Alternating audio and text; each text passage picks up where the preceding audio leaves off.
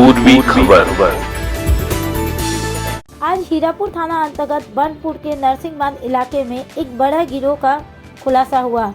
जी हां, भूमि और भू राजस्व विभाग के दस्तावेजों का फर्जीवाड़े के कई एकड़ जमीन पर कब्जा करने का आरोप एक गिरोह पर लगा है। इस संदर्भ में 20 फरवरी को हीरापुर थाने में शिकायत दर्ज कराई गई थी। उस शिकायत के आधार पर हीरापुर थाने की पुलिस ने जांच शुरू की। उस जांच के दौरान पुलिस को पता चला कि आसनसोल हीरापुर थाना क्षेत्र के हिलव्यू निवासी नीरज सिंह ने कुछ अन्य लोगों की मदद से भूमि और भू राजस्व विभाग के कई दस्तावेज तैयार किए हैं। नीरज सिंह को गिरफ्तार कर लिया गया है और कोर्ट में पेश कर 10 दिन की हिरासत में रखा गया है।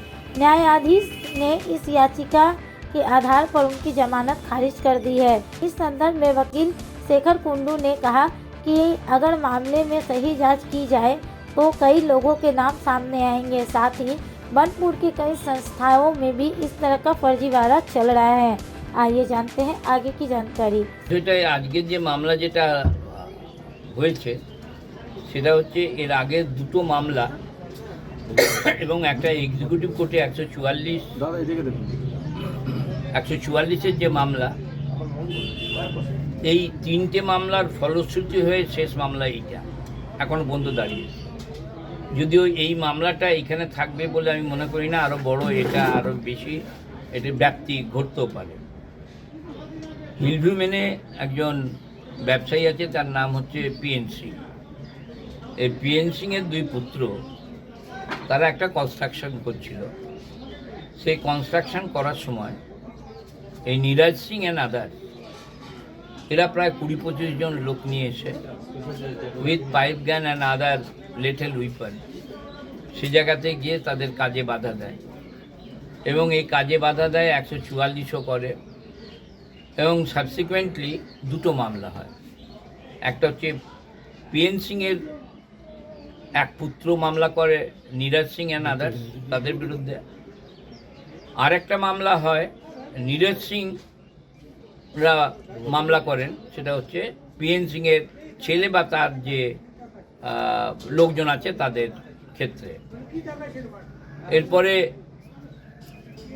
নীরজ সিংরা প্রথম মামলায় অ্যারেস্ট হয়, কয়েকজন অ্যারেস্ট হয়ে যাওয়ার পর এখানে পুলিশ রিমান্ড চাওয়া হয় এবং এই জায়গাতে তারা দীর্ঘদিন কাস্টডিতে থাকার পরে তারা জজ কোর্টে গিয়েছিল। জজ কোর্টেও ওদের যে কন্ডিশন দিয়েছিল বেলের, সেটা এত হ্যারাস যে ওরা বেরোতে পারেনি। সাবসিকুয়েন্টলি প্রায় 60 দিনের কাছাকাছি তাদের বেল হয় এবং বাকি যে আসামিরা যারা ছিল তাদের মধ্যে কিছুজন হাইকোর্ট থেকে তাদের বেল হয়ে যায়। বেল হওয়ার পর আনন্দ প্রকাশ করে, ফটকা টটকা ফাটানো হয়।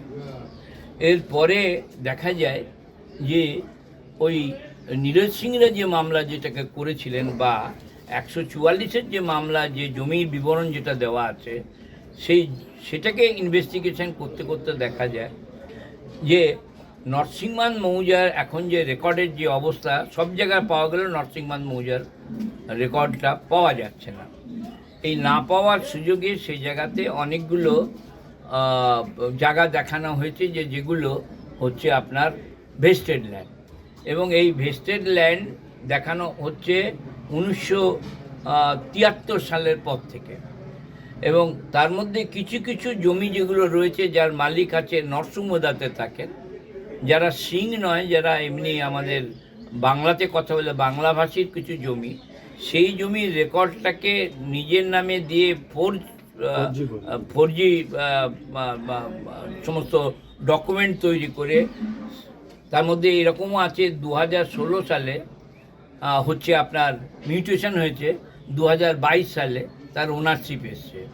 2016 সালে মিউটেশন হচ্ছে যখন সে মালিকই নয়, অর্থাৎ সবগুলোর ক্ষেত্রে এই যে সিল, ছাপ, রেজিস্টারের সই, অন্যান্য আধিকারিকের যারা সই, এগুলো সবই প্রায় জাল।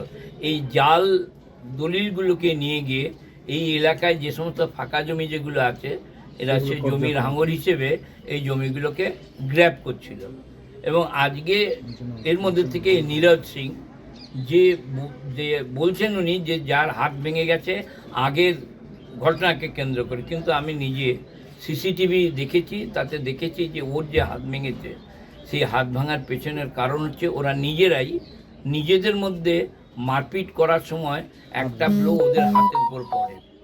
এবং আমি নিশ্চিত জানি যে নীরাজ সিংরা যে মামলাটাকে করেছেন সেই মামলা কোনো দিন যদি সঠিকভাবে তদন্ত হয়ে থাকে ওদেরই মামলা হবে, তাতে এই পিএন সিংয়ের যে লোকজনের নামে যে মামলা করেছে সে মামলা দাঁড়ায় না। তাহলে কি দাদা নীরাজ সিং এই যে 4G মামলায় জড়িত বলা যেতে পারে?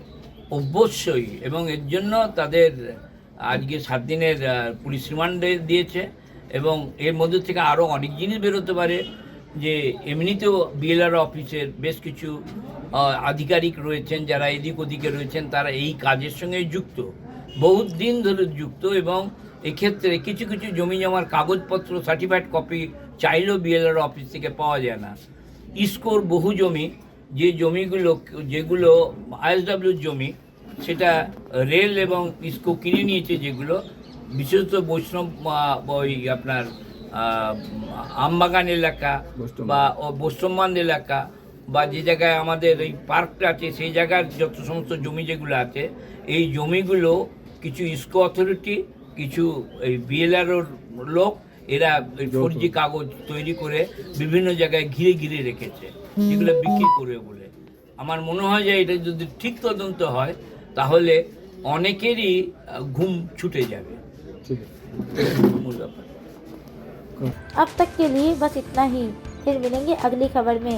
ऐसी और भी खबरों के लिए जुड़े रहे हमारे साथ, देखते रहे पूर्वी खबर।